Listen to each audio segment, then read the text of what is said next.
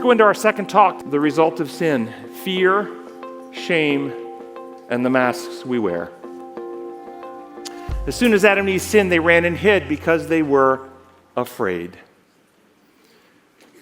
Briefly reviewing, what is sin? Well, it is transgression of the law. What law? The protocols of love upon which God designed the universe to operate. And what happens to the sinner when we deviate from the law of love, take advantage of another person, exploit another human being, cheat, lie, steal, do something that is a violation of love? What happens in the one who violates? Fear.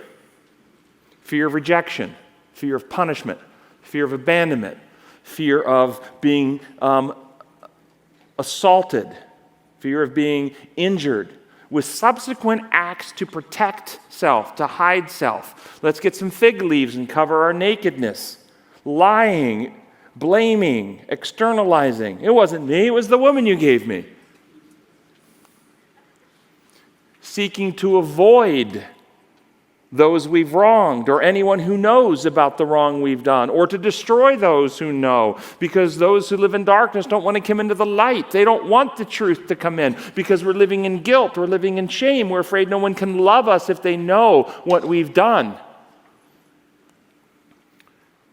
And so we put on our masks. We don't come to church and say, "Hey guys, I was struggling and I relapsed this week. I thought I had the porn addiction in control, but I viewed porn again this week." Your pastor doesn't come to church and say that. But the data shows that over 50% of pastors view porn monthly. Why? Because at most churches, if a pastor came and said, "Hey, I'm struggling, guys. I need your prayer. I need your help. I've got problems in my life. I viewed porn again this week," the church would draw around with encouragement and support, lift them up.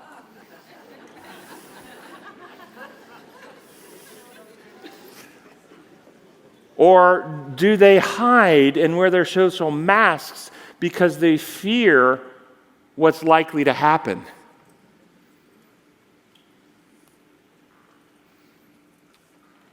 And so the systems of religion and social structure often reinforce the fear-based, shame-based approach to life, rather than a healing, grace approach to life. Are there laws involved in the consequences of deviating from God's designed law? In other words, where does the fear, where does the guilt, where does the shame come from? Is it some external application, or is it an internal consequence you can't avoid? After Adam and Eve sinned, they ran and hid because they were afraid. They were afraid. They were guilt-ridden. They were ashamed. How did God respond? "Adam, where are you?" "I have no clue." "Stop hiding. I'm not playing hide and seek." No, God knew.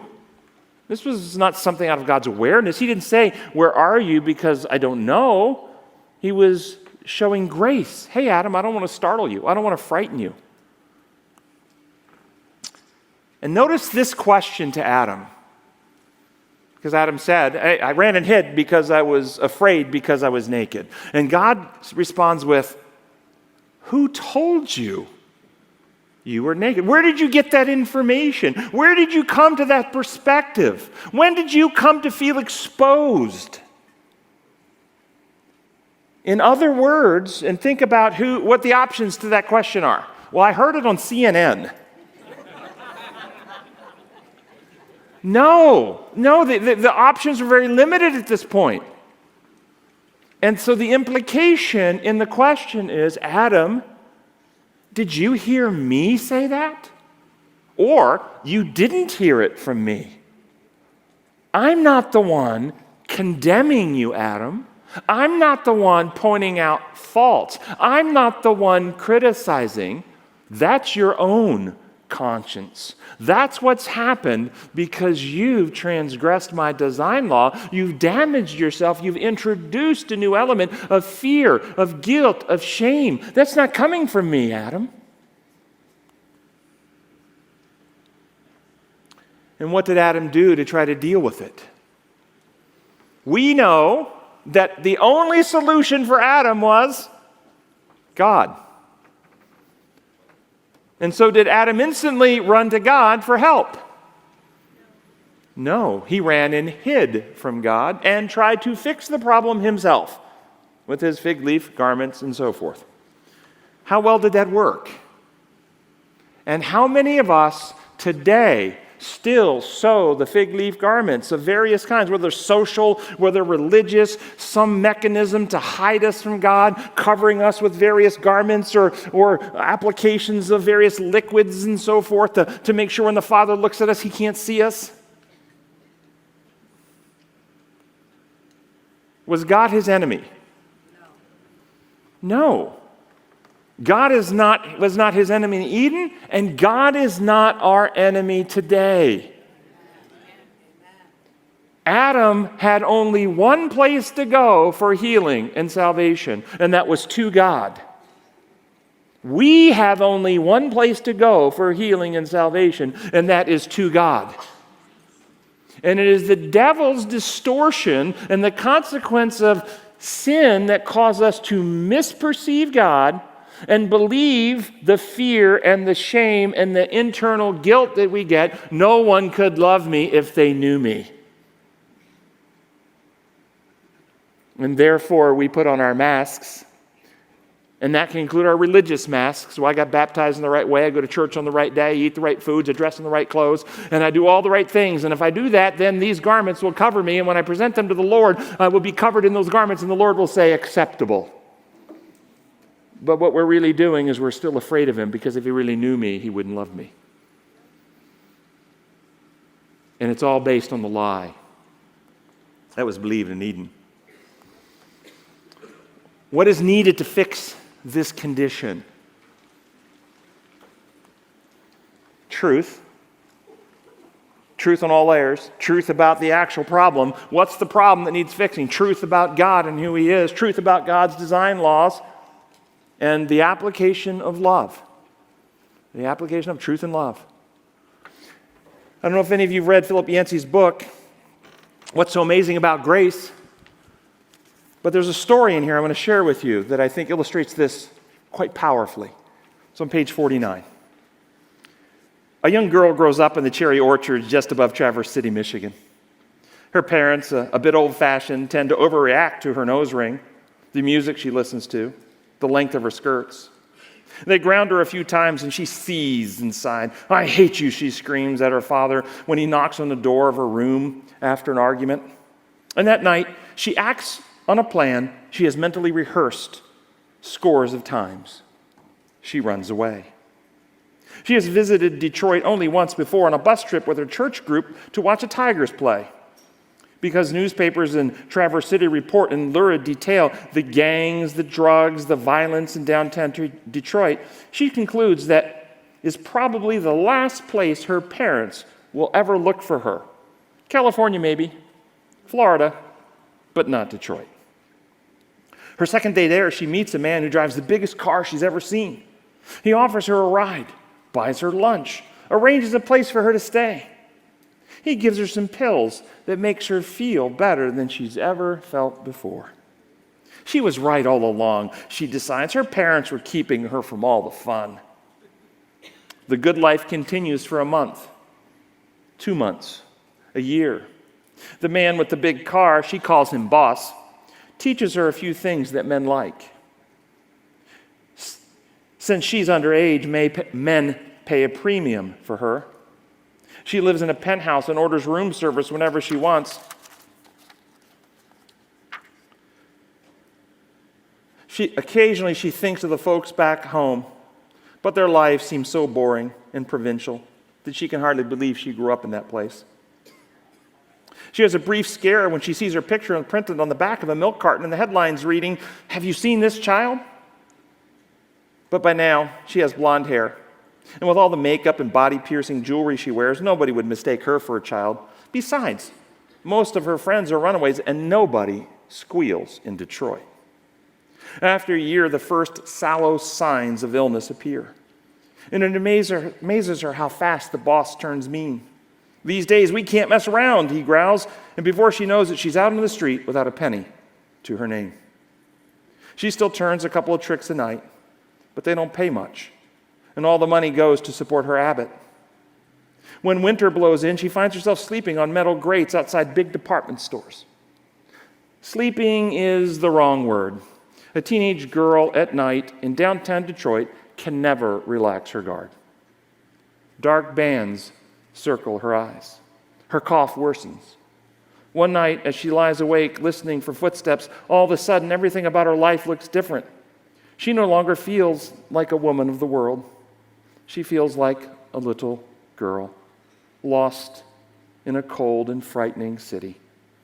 She begins to whimper. Her pockets are empty, and she's hungry. She needs a fix. She pulls her legs tight underneath her and shivers under the newspaper she piled atop her coat.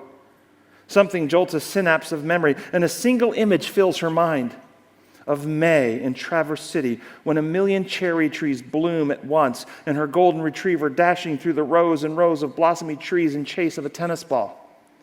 God, why did I leave? She tells herself. And pain stabs at her heart. My dog back home eats better than I do now.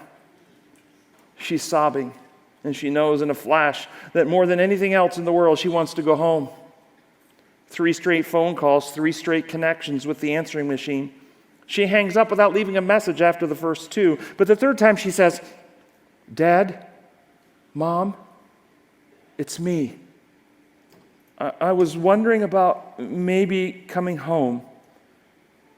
I'm catching a bus up your way, and it'll get there about midnight tomorrow. If you're not there, well, I guess I'll just stay on the bus until it hits Canada. It takes about 7 hours for the bus to make all the stops between Detroit and Traverse City, and during that time, she realizes the flaws in her plan. What if her parents are out of town and missed the message? Shouldn't she have waited another day or so until she could talk to them? And even if they're home, they probably wrote her off as dead long ago. She should have given them some time to overcome the shock. Her thoughts bounce back and forth between those worries and the speech she is preparing for her father. Dad, I'm sorry. I know I was wrong. It's not your fault. It's all mine. Dad, can you forgive me? She says the words over and over, her throat tightening as she rehearses them. She hasn't apologized to anyone in years. The bus has been driving with lights on since Bay City. Tiny snowflakes hit the pavement, rubbed worn by thousands of tires, and the asphalt steams. She's forgotten how dark it gets out at night out here. A deer darts across the road, and the bus swerves. Every so often, a billboard, a sign posting the mileage to Traverse City. Oh, God. When the bus finally rolls into the station, its air brakes hissing in protest, the driver announces in a crackly voice over the microphone, 15 minutes, folks, that's all we've got here. 15 minutes to decide her life. She checks herself in a compact mirror, smooths her hair, licks the lipstick off her teeth. She looks at the tobacco stains on her fingertips and wonders if her parents will notice, if they're there. She walks into the terminal not knowing what to expect. Not one of the 1,000 scenes that have played out in her mind prepares her for what she sees. There in the concrete walls and plastic chairs bus terminal of Traverse City, Michigan, stands a group of 40 brothers and sisters and great aunts and great uncles and cousins and grandmother and a great-grandmother to boot. They're all wearing goofy party hats and blowing noisemakers, and taped across the entire wall of the terminal is a computer-generated banner that reads, "Welcome home." Out of the crowd of well-wishers breaks her dad. She stares out through the tears quivering in her eyes like hot mercury and begins her memorized speech. "Dad, I'm sorry, I know." He interrupts, "Hush, child. We've got no time for that. No time for apologies. You'll be late to the party. A banquet's waiting for you at home."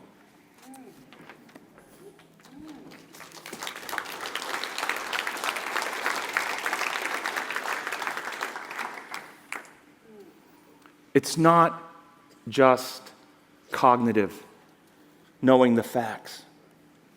It's experiential. Who we are in heart and character. We must know God, not as a fact, but as a real being whom we love and trust. Thus, Christian witness must include loving people, grace, compassion, along with the truth. It's time for a roundtable discussion.